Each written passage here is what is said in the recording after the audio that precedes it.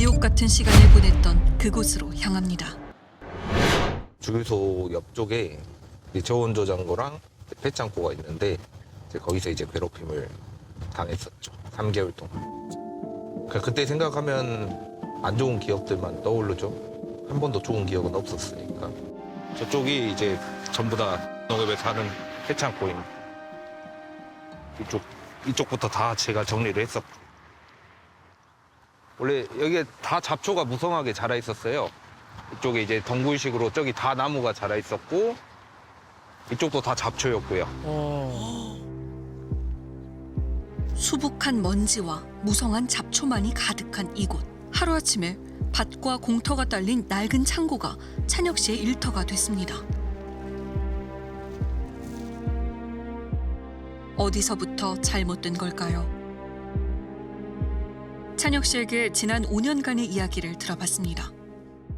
2018년 1월 1일에 이제 농협 마트에서 이제 알바로 시작을 했고요. 그리고 이제 4월 1일에 이제 계약직으로 입사를 하게 되었습니다. 원래 처음 1년 계약으로 해서 처음에 입사를 하였고 이제 2년까지는 연장이 되었고요. 그리고 마트에서는 주로 이제 캐셔, 뭐 과일 판매, 뭐 재고 조사, 이제 물품 관리, 배달 이런 업무들을 주로 하였습니다. 성실하게 일했던 찬혁 씨. 하지만 계약 해지를 불과 3주 앞두고 해고 통보를 받습니다. 그 당시에는 안타깝지만 이렇게 계약 연장이 무기계약직으로 연장이 안 될 것 같다 이렇게만 말을 했어요. 해고 사유는 딱히 말을 안 해줬었어요. 그 당시. 찬혁 씨는 지방노동위원회에 부당해고 구제 신청을 했고 잘했었어요. 끝내 부당해고로 인정받아 복직하게 됩니다. 인정받았네요. 다행이네요, 다행이에요. 바로 그때부터 악몽 같은 날들이 시작됐습니다. 아하. 그리고 한 2, 3주 지나서 이제 갑자기 본점 총무팀에 전화가 오더니 조합장이 추석 끝나고 배짱고 그쪽으로 이제 출근을 하라 했다. 왜 그쪽으로 하라 하냐 그러니까 조합장님이 가라고 한다. 그래서 알겠다 하고 이제 추석 끝나고 그쪽으로 이제 출근을 했죠. 조합장이 시켰다고요? 딱 첫날 가니까 낫이랑 톱이랑 뭐 넛가래 같은 거랑 목장갑이랑 쪽가이랑 아하. 이런 것들을 주더니 여기 전체를 정리하라고 하는 거예요. 조합장이 시켰다고. 밭과 공터를 포함한 창고의 면적은 약 8,200제곱미터, 2,500평 정도입니다. 이야. 찬혁 씨는 수년간 방치된 폐허 같은 그곳을 홀로 청소해야 제가 했습니다. 여기서 이제 이런 나무들을 치우고 있으면 저쪽에서 저를 쳐다보고 있어요. 저쪽에서 그렇게 다른 뭐 조합원들이든 직원이든 같이 와가지고 이렇게 막 팔짱 끼고 쳐다보면은 되게 진짜 동물원에 갇힌 동물 같은 느낌이 많이 들었었죠. 그래서 되게 모멸감과 멸시감을 많이 느꼈었습니다. 그 당시. 아이고. 허리까지 자란 잡초와 담장을 뒤덮은 덩굴, 여기저기 자라난 나무를 매일 베어내는 일보다 찬혁 씨를 숨막히게 한 건 김 조합장이었습니다. 저 마음이 오죽할까요, 그렇죠? 그는 하루에도 몇 번씩 찾아와 찬혁 씨를 감시하고 폭언을 쏟아냈답니다.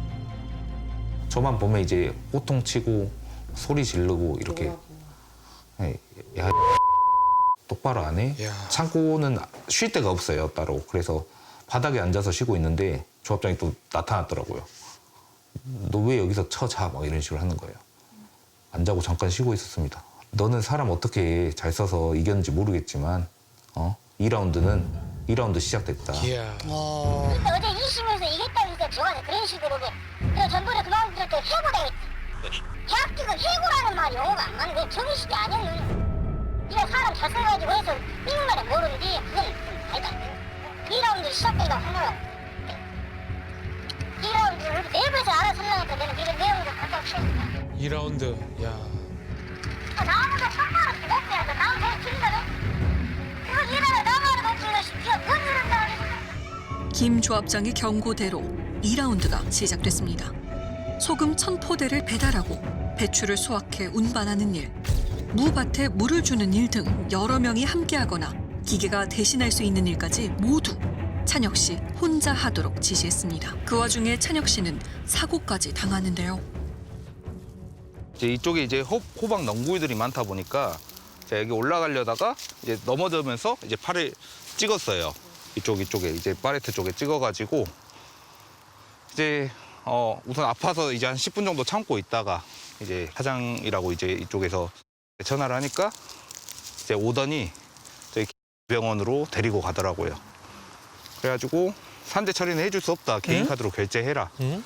그렇게 해서 알겠다 해서 아, 입수를 참. 한 다음에 왔는데 바로 그냥 일하라고 하고 가더라고요. 다친 와중에 또 무슨 일을 하셨나요? 그때 반대 손으로 이제 낫으로 이제 그냥 잡초 베고 똑같이 했어요.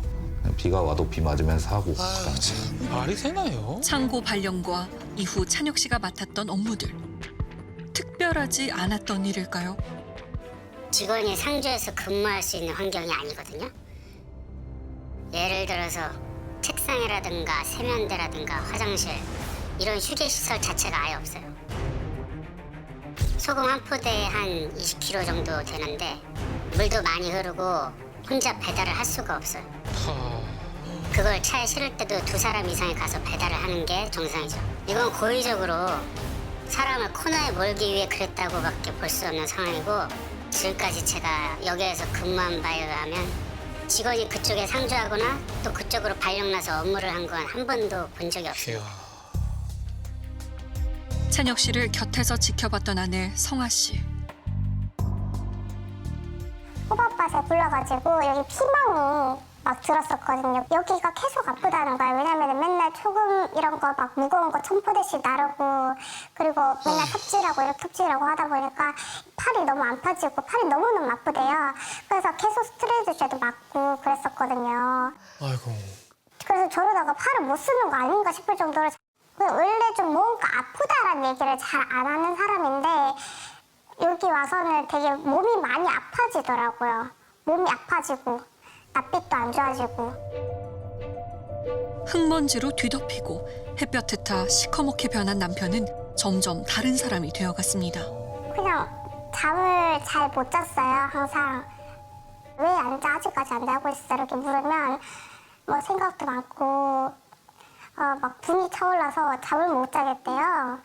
그러면은 새벽 3시까지 4시까지 이렇게 자고 있는데 막 옆에서 막 이상한 소리가 들려요. 그래서 일어나면은 막 옆에서 막 발작을 하고 있고. 그래서 눈이 옛날에 보면은 시뻘겋게 되게 충혈되어 있었거든요. 항상 잠을 못 자니까. 아이고 참. 결국 찬혁 씨는 직장 내 괴롭힘으로 김 조합장을 노동청에 신고했습니다. 그러고 나니까 이제 총무과에서 이제 접선이 오더라고요. 아예 취하해 주면은 이제 내가 그냥 정상적인 자리로 이제 비치를 할 거고 더 이상 직장 내 괴롭힘을 행사하지 않겠다 해가지고 저는 단지 그냥 일만 하면 됐던 상황이니까 그래 알았다. 그러고 나서 정말 며칠 안 돼서 2, 3일 만인가 그냥 취하해주고 말아버렸거든요. 그러고 나서 이제 2021년 1월 달에 이제 주유소로 발령이 났죠. 창고에서 일한 지 3개월 만에 주유소로 발령이 난 찬혁 씨. 하지만 달라진 것은 없었습니다. 그래서 주유소 가니까 첫날부터 핸드폰을 압수하라고 하더라고요. 그래가지고 왜 핸드폰을 압수하냐 그러니까 원래 근무 시간에 핸드폰 만지면 안 되는 거 모르냐 그래가지고 조합장이 시켰다 이러더라고요. 사무 업무 자체를 안 줬어요. 그냥 아예 저를 그냥 무능하고 멍청한 놈이라고 아예 본인 기준대로 그냥 사람을 그 프레임에 갇혀버린 다음에 저한테 업무 자체를 안 주고 함께 일했던 동료는 어떻게 기억할까요? 일하라고 돈만 퍼먹을 놈이니까 그런 걸 항상 하고 CCTV 확인해가지고 무조건 내용을 적어놔라고 일일이 체크를 다 했나라고. 아이고 이게 뭐예요 도대체? 아유... 주유소 앞에 가서 흔들어가요. 왔다 갔다 하면서 수시로 한 8번, 9번 같이 붙어있어서 전화 와요. 수시로 떨어지라고. 그래서 뭐 시키냐 그 영화를 뭐 시키냐 화장실 같은 거 항상 시키고 그냥 끄고 아주 청시키고 이야... 주일기도 수시로 네. 2시간만 좀 따가라 검지를 우리는 먼저 떠래 아우 유치해. 아우 유치해. 그애는 사무실 들어와 있으면 사무실 들어와 있으면 걔는 근무 태만이야 사무실 들어와서 기계 정도만 하고 있는 거기 때문에 사무실 들어오면 싹 체크해 그래서 일시죠 10개월 동안 거의 하루에 3-4번씩은 기본적으로 똑같은 반복대만을 계속했어요. 떨어져 있어라. 감시 잘해라.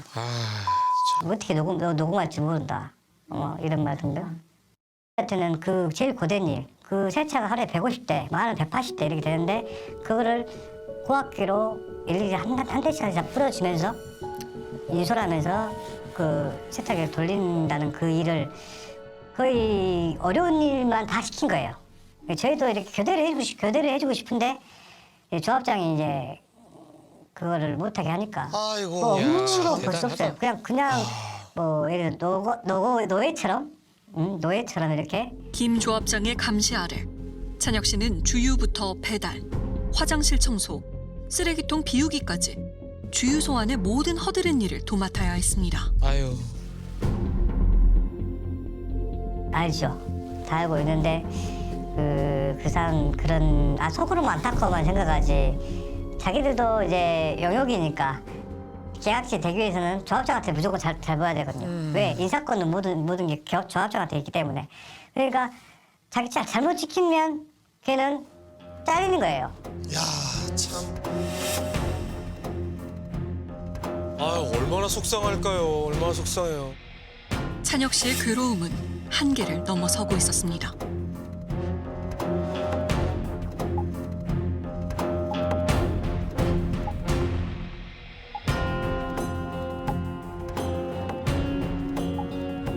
(2021년 10월) 찬혁 씨는 결국 휴직을 신청합니다.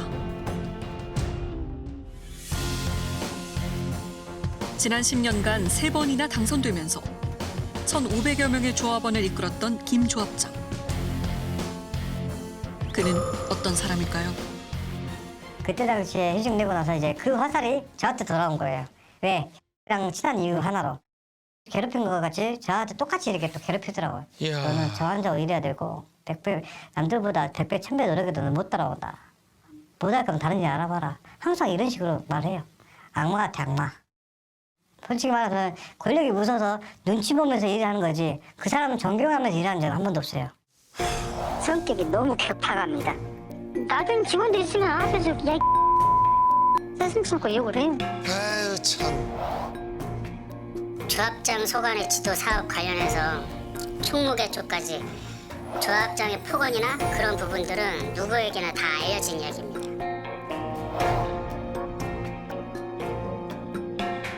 지방노동위원회 구제 신청을 해서 자기가 졌다라는 생각이 강한 것 같아요. 자기는 무조건 이기는 사람인데 감히 너 따위가 나를 이겨먹으려고 해 이런 게 굉장히 컸던 것 같고. 한 번 찍히면 끝까지 그 사람을 나갈 때까지 괴롭히고 조합장이라는 직책이 업무 집행권과 인사권을 모두 쥐고 있기 때문에 거기다가 성격이 포악하다 보니까 직원들이 누구도 여기에 대해서 반론을 제기하거나 이의 제기한 사람이 거의 없죠. 지역 농협의 조합장은 인사권과 경영권 모두를 갖고 있습니다. 또한 해당 농협의 경우 연임 제한이 없는 비상임 조합장을 두기 때문에 더욱 오랜 시간 막강한 권력을 누릴 수 있는 겁니다. 다른 지역 농협의 사정도 크게 다르지 않습니다.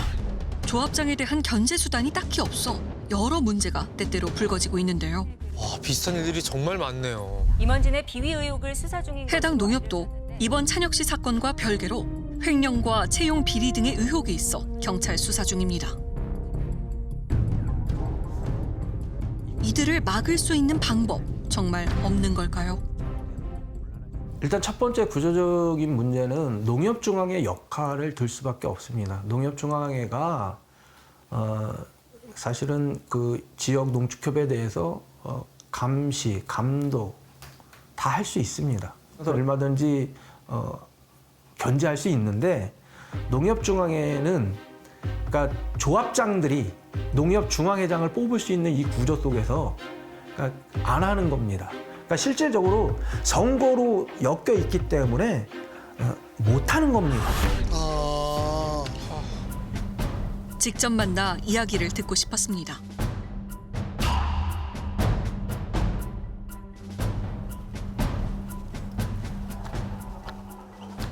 안녕하세요. 저 MBC 실화탐사대에서 나왔는데요. 조합장님 만나뵈려고 제가. 무슨 일인데요? 저희 그 이번에 최근에 언론을 관련해서 여쭤보려고 조합장님 입장 들어보려고 저희 찾아왔거든요. 딴따님이 안 계신데 오늘 안 오시나요? 모르겠습니다. 저도 정확히. 경찰서에 도착하고 있고 노동청도 조사를 받으셨어요. 그렇기 때문에 입장을 제가 말씀드리기는 좀 곤란해요. 그냥 사실관계는 나와 있는 거 그대로 하시면 될까요? 아니면 저희가 서면으로라도 뭐 보내드려서 답변을 받을 수 있을까요? 조합장님?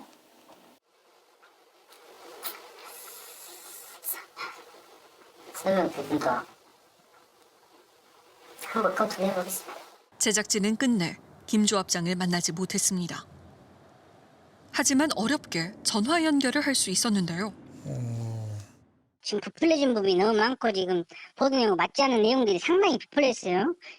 억울하신 부분이 많으시다는 말씀이신 거죠? 그러죠. 보도는 지금 선거 지으면서 지금 기자님 가잖아요. 모든 것이 저 상대 측에서 각본에 가서 지금 선거 부분에서 맞춰서 가는 거예요 지금. 상대 측이라 하면 어떤 상대 후보자, 상대 후보자 측을 말하는 거죠. 후보자? 기자님 제가 어떻게 그것을 업무도 바쁜 사람이 주주에서 그 직원 한 명을 감시합니까? 말이 되겠습니까? 일방적으로 해가지고 지금 이 선거 지면서 한 부분입니다. 저도 괴롭습니다. 내부에서도 실제로 뭐 조합장님의 폭언이나 갑질이 있었다라고 말씀을 하시더라고요. 폭언 갑질은 아니고 제가 성격이 좀 급하고 말투가 그러지. 더군다나 주유소 같은 경우는 이연물이다 보니까 좀 긴장감이 있는 부분이지 그런 폭언이나 갑질 내용은 없습니다. 그러니까 전면 부인하시는 거네요. 그러네요. 그렇게 인생 살아오지 않았습니다. 일단 서면으로 주십시오. 제가 그 부분은 답변해 드릴게요. 제작진이 김 조합장에게 연락을 취했던 당일 그는 찬혁 씨에게 문자를 남겼습니다. 그닥 진정성이 느껴지진 않네요. 그래요. 서면 답변을 약속했던 김 조합장. 그가 보내온 답변입니다. 다가올 3월 8일은 동시 조합장 선거일입니다. 김 조합장이 네 번째 연임을 위해 조합원들에게 열띤 호소를 하고 있을 때 한편에선 누가 인터뷰를 했다더라, 누가 제보를 했다더라, 누구의 사주를 받고 하더라, 뭐 이런 게 직원들 사이에서 일부겠지만 그런 부분들이 계속 흘러나오고 있죠. 방송에 나가서 인터뷰하신 분들을 색출하려고 한 건가요? 예. 찬혁 씨가 당한 일, 과연 직장 내 괴롭힘으로 인정될까요? 인정받을 수 있죠. 노동부에서 발표하는 매뉴얼에도 뭐 부당한 지시, 따돌림 이런 것들은 다 명확한 직장 내 괴롭힘입니다. 법적 조치는 사용자, 조합장에 대한 처벌, 그리고 조합장의 불법 행위에 대해서 손해배상 청구를 하는 건데 그런 금전적 손해를 배상받는다고 해서 이분이 겪으신 고통이 다 해결되지 않잖아요. 그러니까 신고인에 대해서 2차 가해가 일어나지 않도록 찬혁 씨는 아내와 함께 제주살이를 시작했습니다. 그 사람한테 너무 괴롭힘을 많이 당하다 보니까 제가 제 고향에 있기가 싫을 정도로 이 지역을 떠나서 그냥 다른 데서 좀 휴식하면서 아예 모든 걸 잊고 싶다 이런 느낌으로. 찬혁 씨가 이제는 불행하지 않은 일터에서 건강한 일상을 되찾을 수 있기를 바라봅니다.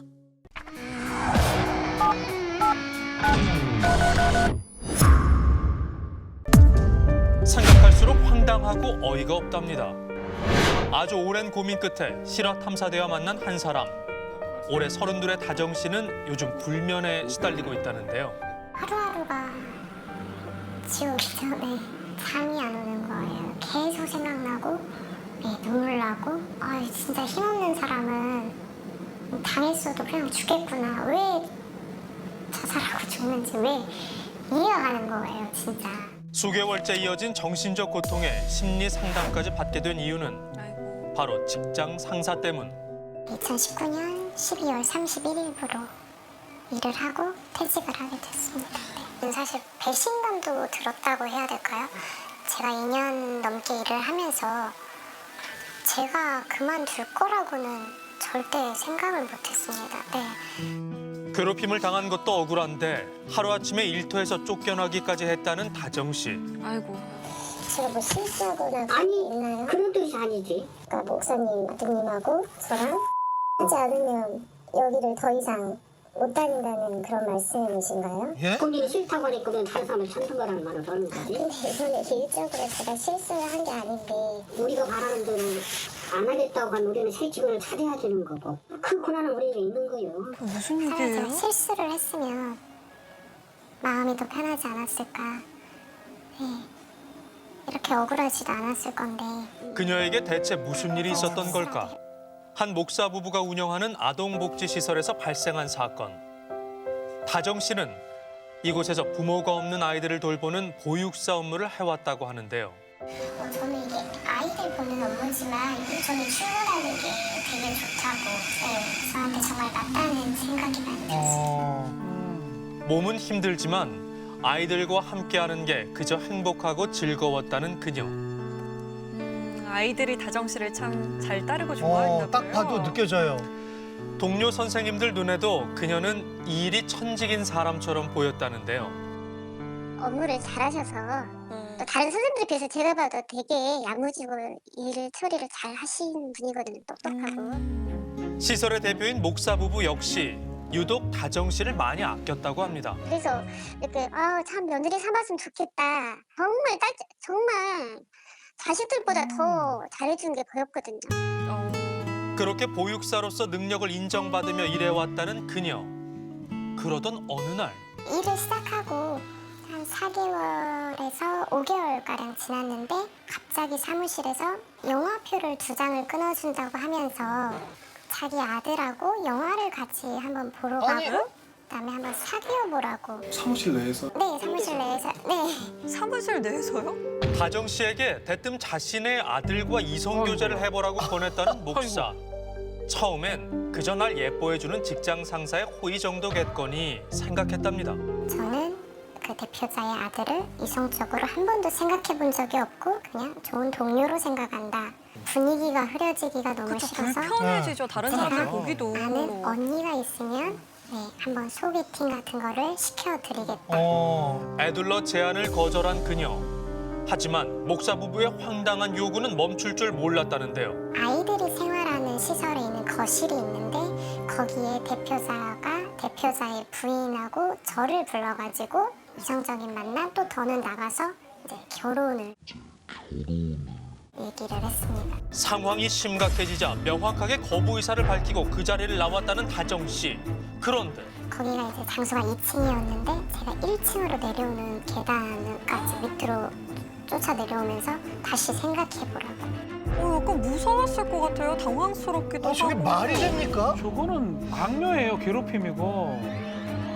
그 이후에도 이제 지속적으로 사적인 만남을 이제 계속 요구가 됐고요. 결혼할 생각 있냐, 뭐 결혼 안 하냐, 이렇게 물어봤고. 이성 교제를 넘어 결혼까지 도무지 이해하기 힘든 목사 부부의 강요는 계속됐고 이로 인해 상당한 스트레스를 받아왔다는데요. 몇 번을 계속 얘기해도 계속 그렇게 요구를 하신 거니까 못 주무시거나 또는 이제 계속 스트레스를 받으니까 내가 이 일을 할 수 있을까 이런 생각도 좀 하셨고요. 계속 그런 요구가 오면 사람이 무기력해지는 것처럼 아마 좀 무기력감도 더 많이 생기실 것 같아요. 좌절감으로 인해서. 전 괴롭히는 거죠. 혹시 아들이 남몰래 다정 씨를 좋아했던 걸까? 그러니까요. 직접 물어보기도 했답니다. 선생님, 아니 선생님 저 좋아하셨어요? 왜요? 전 선생님 생각이 궁금해요. 저는 선생님 없어요. 안 좋아해요? 선생님 아무 말도 안 하세요. 얘기하지 말라고 계속 얘기해도요. 네. 물어보세요. 누구요? 목사님은요? 네, 그 가부 이어나가야 한다 그거한테 그 이해가지고 그러시면 이제 좀 어떻게 얘기해요? 참네, 말이 되나? 이들 부부가 결혼을 제안한 진짜 이유. 시설의 운영을 계속해서 가족이 했으면 하는 바람 때문이라는 건데요. 가업을 이어간다고요? 이게 말이 됩니까? 무려 2년간 반복된 상황. 그러던 어느 날 목사는 퇴근 시간에 맞춰 다정 씨를 한 식당으로 불러냈다고 합니다. 그곳엔 부부와 아들이 함께 있었다는데요. 저희가 불편한 자리 있는지는 알지만 내일 서른 네시니까 어쨌든 결혼을 해야 되는데.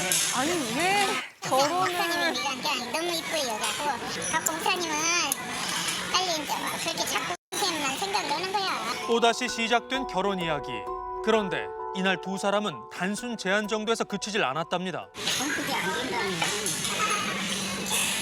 정리도 마음의 정리도 해야 하지 않을까. 일주일 정도의 고민증을 가지고 가고 있어요. 일주일 어디 아니 무슨 답을 해야 돼요? 빨리 결정을 내야 또 다른 사람을 또 데려다가라도 키워서라도 며느리 만들어야 한다고. 아니 무슨 정말 그때는 화가 나더라고요. 화나죠. 제가 봤을 때는 이제 이 사회복지 업무를 하는 직원을 뽑는 그런 게 아닌 자기의 가족, 즉 며느리감을 찾는 그런. 보육사로서 첫 발을 내딛고 자식처럼 품었던 아이들과의 추억이 깃들어 있는 곳. 다정 씨는 아들과 결혼하라는 부부의 마지막 제안을 거절한 뒤 결국 직장을 잃게 됐다고 합니다. 부당해고를 당했다 주장하는 그녀.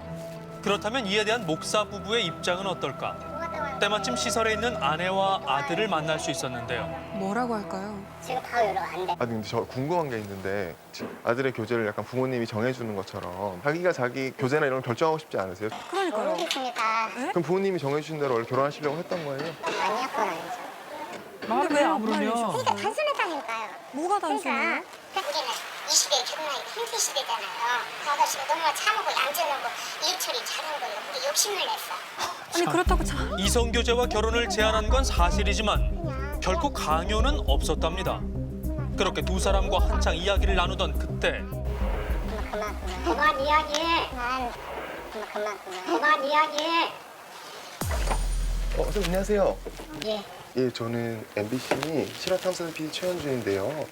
좀 뭐 좀 여쭤볼 수 있을까요? 시설 안에서 나온 사람은 시설 대표인 목사였는데요. 아, 저분이시네요. 안녕하세요. 교제를 거부해서 해고하신 게 맞으신 거예요? 그쪽에서는 해고라고 표현을 하는데 네. 계약관계 종료입니다. 만약에 교제를 거부하지 않았으면 어떻게 하셨을 거예요? 근로 계약을 하셨든지 생각을 해봐야겠죠. 아니, 아이고. 다정 씨가 아들과 교제했더라면 이곳에서 계속 일할 수 있었을지도 모른답니다. 예, 그 자리를 결국에는 선생님은 직원이 아니라 지금 아들의 며느리를 뽑는 자리. 생각하고 계신 거잖아요. 그룹의 보육사를 뽑는 겁니다. 그럼 그 자리가 정말 직원을 뽑는 자리였으면 계약 종료될 이유도 없잖아요. 그러니까요. 일 잘하셨을까면서요. 아, 그건 본인의 생각이죠. 그럼 일을 못해서 계약을 연장하지 않으신 거예요? 근로계약의 종료라고 말씀드리지 않았습니까? 더 이상 이야기하지 않겠습니다. 결국 결혼을 거부한 게 근로계약 갱신에 영향을 미쳤다고 의심할 수밖에 없는 상황. 우리 아들과 결혼하지 않으면 재계약은 어려워. 왜? 이 자리는 우리 며느리가 와야 할 자리니까. 지금 현재 이분의 자리가 비어 있잖아요. 거기 한 분 이제 TO를 채워야 되는데 그러면 그분들이 또 어떤 종류의 사람을 또 구직을 하겠어요? 자기 아들과 결혼할 미혼의 여성이어야 되는 거죠. 그것도 사실은 성폭력이고 직장 내 성희롱이잖아요. 비록 출발은 힘들지만 실력으로 인정받는 직장인이 될 그날을 위해 각자 최선의 노력을 다하고 있다는데요. 그렇다면 다정 씨가 직장에서 겪었던 일에 대해 청년들은 어떻게 생각할까? 모의 면접 형식을 빌려 직접 물어보기로 했습니다. 김유정 씨요? 네. 전 세계적으로 코로나19가 이제 다정 씨의 실제 상황을 제시해 봅니다. 인적 신상에 관한 문제인데 네. 내가 30대 아들이 하나 있거든. 아, 네네. 영화표를 네. 2장 탁 주면은 네. 같이 뭐 둘이서 영화 볼 의향이 있으신가요? 얼마나 지금 바로 당황스러울까요? 대답해야 돼요. 우리 아들을 못 만나겠다. 싫다 하면은 뽑을 수가 없어요. 아. 뭐랄까? 아, 참. 저 표정 너무 이해가 돼요. 저는 근데 조금 곤란할 것 같아서 그 제가 만나고 있는 친구에 대한 예의가 아닌 것 같아서 이 사업장을 물려줄 수도 있거든요. 그렇게까지 네. 그래도 그건 아니죠, 그죠? 그럼요. 전제로 말이 되나 그게? 되게 획기적인 생각이신 것 같고요. 저는 짜증나고 사실 뭐 옛날도 아니고 21세기에 이런 질문을 한다는 것이 취업을 위한 면접이 아닌 것 같았다는 참가자들. 나왔을 때 그냥 저기서 결혼식 해야 돼. 저기서 결혼식 해야 네, 저렇게 할 거면 며느리 뽑는 페스티벌 여셔야 돼요. 그렇죠. 며느리 후보 1번 저요. 좀 기분이 나쁜 그런 수치심? 이런 거 맞아. 기분이 나쁘고 수치스러웠어 좀 약간. 인간이 아닌 여자로 대하는 듯한 그런 게 되게 불편하고. 일터에서 절대 강요받고 싶지도 강요받아서도 안 될 말이랍니다. 결정을 내야 또 다른 사람을 또 데려다가라도 키워서라도 정말 며느리 만들려 한다고. 키워서 며느리를 만들어요? 아니야. 직장 상사의 사적인 요구를 거절한 게 정말 일자리를 잃을 만한 이유였을까? 아유 참 그게 말이 됩니까? 다정 씨가 시설을 떠난 지도 벌써 3개월. 피해를 구제받을 방법을 알아보는 중이지만 현실은 녹록지 않다는데요.